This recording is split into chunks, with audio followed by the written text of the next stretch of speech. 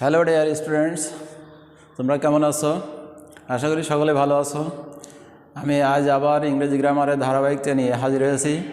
আমাদের আজকের topics quasi passive voice.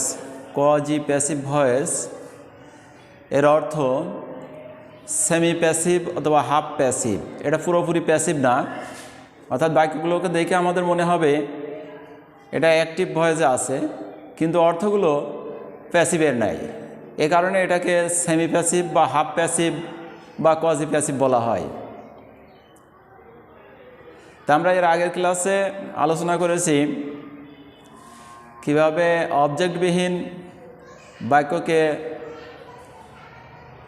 Passive ভয়েসকে active করা হয়, কিভাবে ডবল অবজেক্ট থাকলে অ্যাক্টিভ বাক্যকে প্যাসিভ করা হয়, এবং টেন্স বাদেই আমরা কিভাবে ভয়েস চেঞ্জ করা হয় সেগুলো দেখিয়েছি। তোমরা পূর্ববর্তী ক্লাসগুলো দেখে নেবে।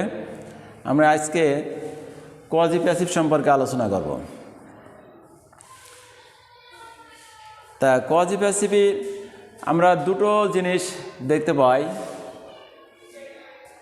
একটা হচ্ছে উইথ কমপ্লিমেন্ট এবং আরেকটি হচ্ছে উইদাউট কমপ্লিমেন্ট। যেমন আমি দুটো সেন্টেন্স লিখছি এখানে।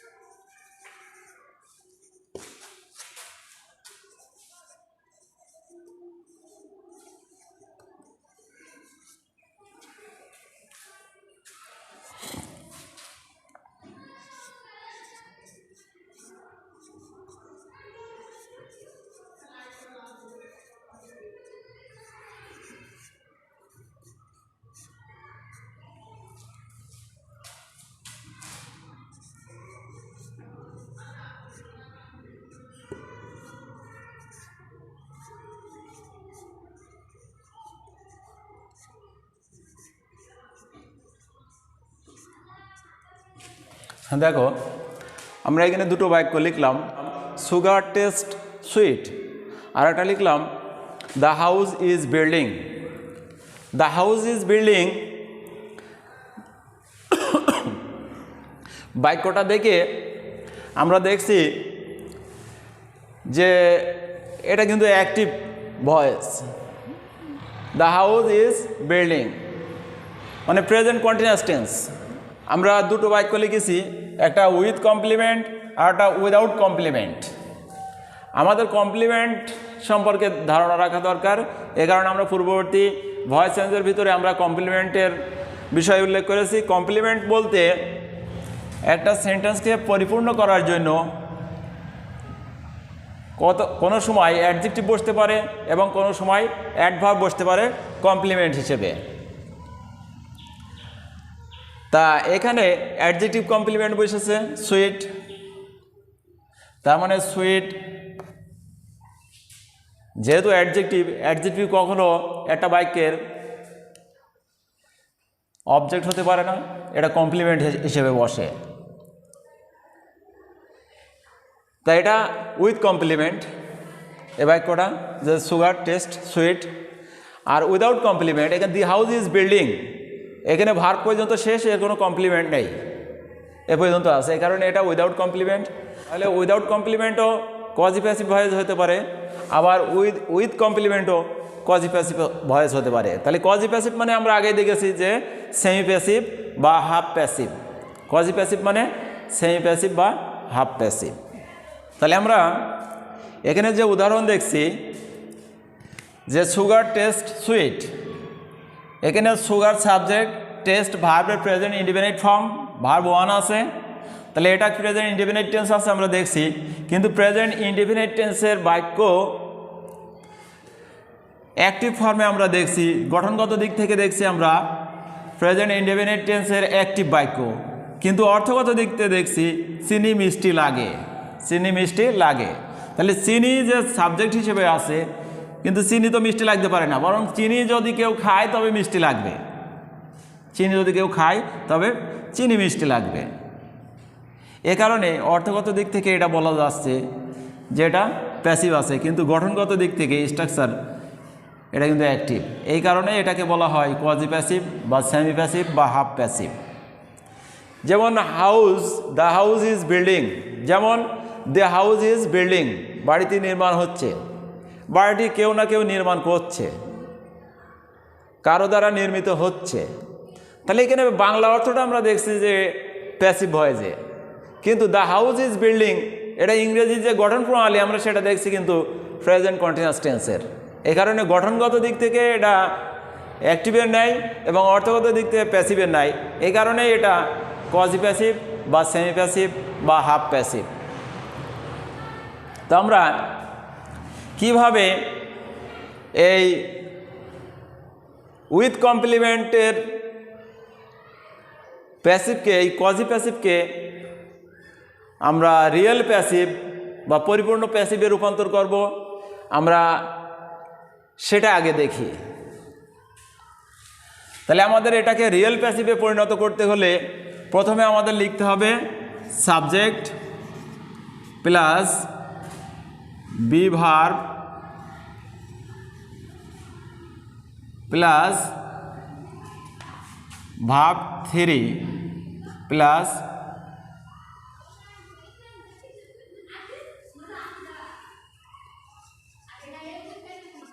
কমপ্লিমেন্ট।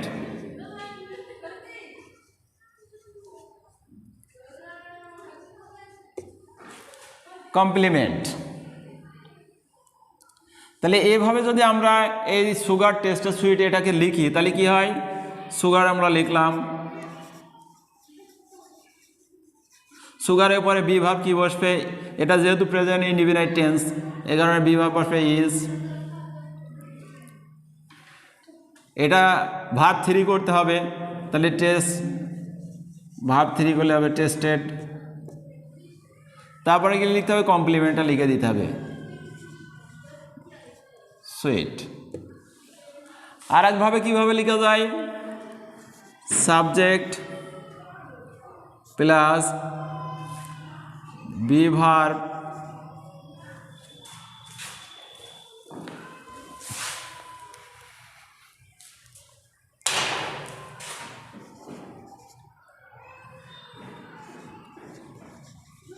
প্লাস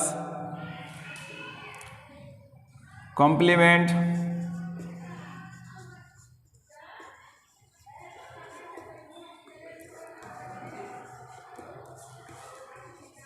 অ্যাডজেক্টিভ অথবা অ্যাডভার্ব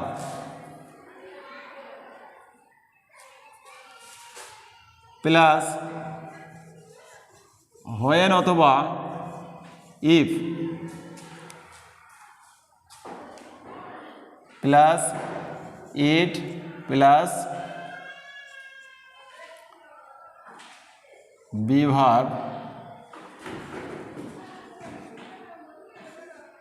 প্লাস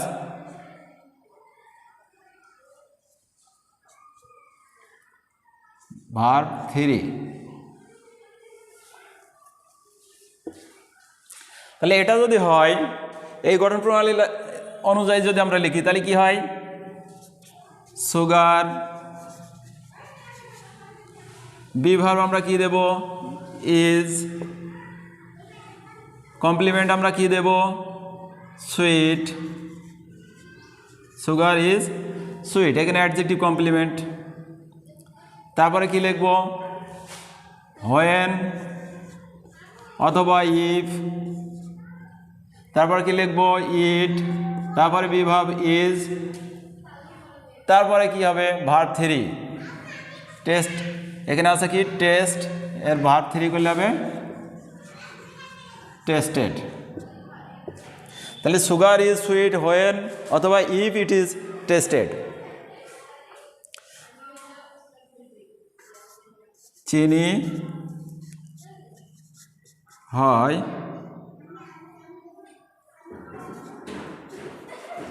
মিষ্টি অথবা চিনি মিষ্টি লাগে যখন অথবা যদি স্বাদ নেওয়া হয় বা খাওয়া হয়। তাহলে চিনি হয় মিষ্টি অথবা চিনি মিষ্টি লাগে যখন স্বাদ নেওয়া হয় অথবা যদি স্বাদ নেওয়া হয়। তাহলে আমরা দেখলাম কি সুগার ইজ সুইট হোয়েন অথবা ইফ ইট ইজ টেস্টেড। তাহলে এইটা আমরা কিভাবে বুঝবো যে এটা রিয়েল প্যাসিভ, আমরা কোয়াজি প্যাসিভ থেকে কিভাবে রিয়েল প্যাসিভে আমরা পরিণত করলাম। তাহলে আমরা জানি রিয়েল প্যাসিভে অবজেক্টকে সাবজেক্ট করতে হয়। আমরা আগে বলেছি যে বস্তুগত জিনিস সাধারণত যদি সাবজেক্টের জায়গায় বসে তাহলে এটাও একটা প্যাসিভের চিহ্ন, আর সে কারণেই সুগার টেস্টেড সুইট এটাকে আমরা কোয়াজি প্যাসিভ বলেছি, যে বস্তুগত জিনিস সাবজেক্টের জায়গায় আছে বলে। তাহলে এই বস্তুগত জিনিস এখানে সাবজেক্টের জায়গায় আছে বলে এটাও একটা প্যাসিভের চিহ্ন, যে sugar is sweet when it is, এই সুগারের প্রোনাউনই আছে ইট, প্রোনাউন ইট, এইটা আছে বি ভার্ব, এটা মূল ভার্বের পাস্ট পার্টিসিপল। তাহলে সাবজেক্ট, তারপরে বি ভার্ব, তারপরে মূল ভার্বের পাস্ট পার্টিসিপল বা ভার্ব 3, এটা আমরা জানি যে এটা প্যাসিভের স্ট্রাকচার। সে কারণে আমরা বলতে পারি বর্তমান বাক্যটি রিয়েল প্যাসিভে পরিণত হয়েছে, প্রকৃত প্যাসিভে পরিণত হয়েছে। এটা আর কোয়াজি প্যাসিভ নেই বা সেমি প্যাসিভ বা হাফ প্যাসিভ নেই, এটা রিয়েল প্যাসিভে পরিণত হয়েছে। তো আমরা আরও দু একটা বাক্য লিখে এর উদাহরণ দিই। তাহলে আমরা দেখি এখানে 3টে বাক্য লিখেছি যে honey tested sweet, rice sells cheap, the book reads well.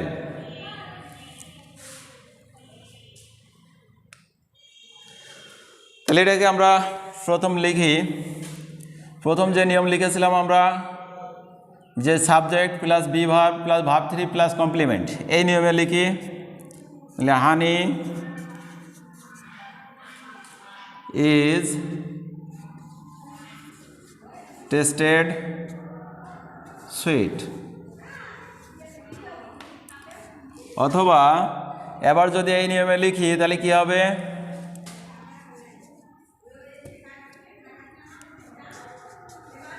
Honey is sweet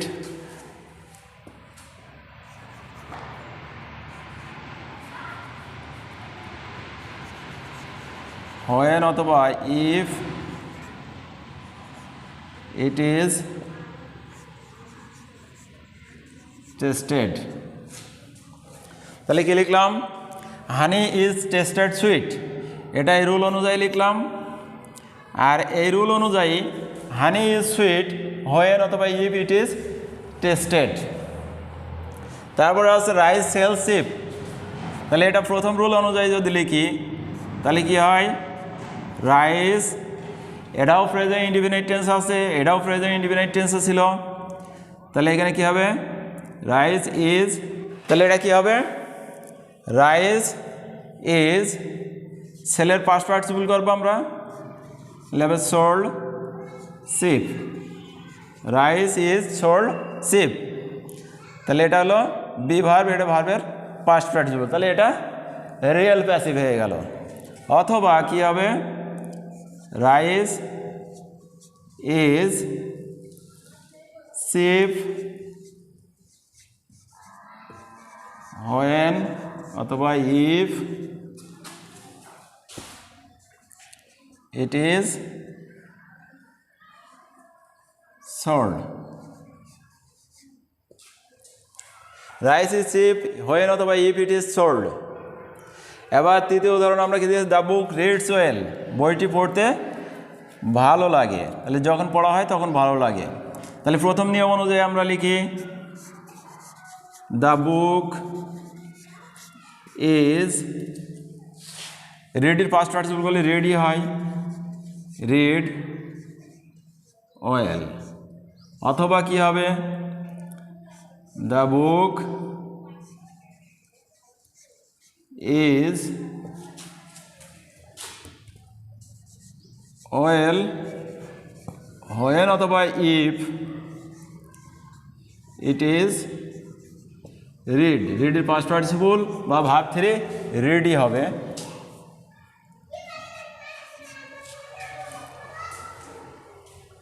প্রিয় শিক্ষার্থীবৃন্দ, তাহলে দেখো আমরা এগুলো করলাম quasi passive with complement, quasi passive with complement. এবার আমরা দেখব কজি প্যাসিভ উইদাউট কমপ্লিমেন্ট। আমরা এবার দেখব উইদাউট কমপ্লিমেন্ট যুক্ত কজি প্যাসিভকে রিয়েল প্যাসিভে কীভাবে পরিণত করা যায়। আমরা জানি দ্য বিল্ডিং ইজ বিল্ডিং, এর অর্থ আমরা এর আগে দেখেছি বাড়িটি নির্মাণ হচ্ছে, অর্থাৎ নির্মাণ, বাড়িটি তো নিজে নিজে হতে পারে না, কেউ না কেউ নির্মাণ করে।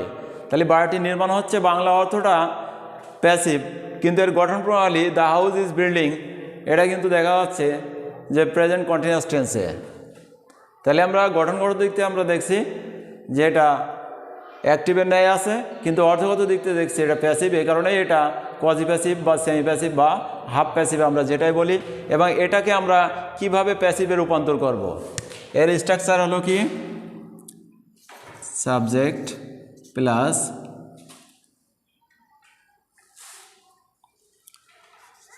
Be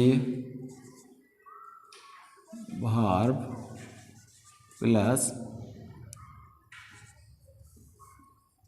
verb 3, subject plus be verb plus verb 3।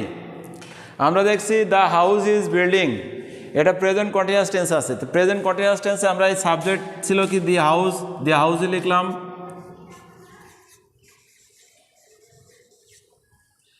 এবার বি ভার্ব লিখবো কি, প্রেজেন্ট কন্টিনিউয়াস টেন্সে আমরা বি ভার্ব জানি am being, is being, are being, the হাউসের পরে বসবে is being.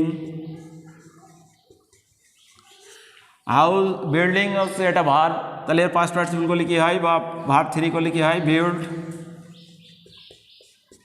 The house is being build.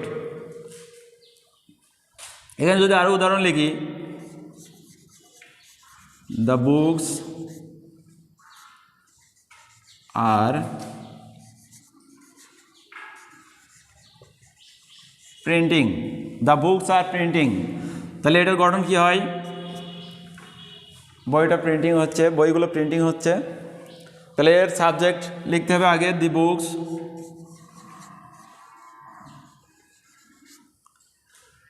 দি বুকসের পরে আবার বি ভার্ব কি বসবে, am being, is being, are being, the বুকসের পরে বসে আর বিং। প্রিন্টিং এর পাস্ট পার্টিসিপল করতে হবে, অর্থাৎ ভার্ব 3 প্রিন্টেড।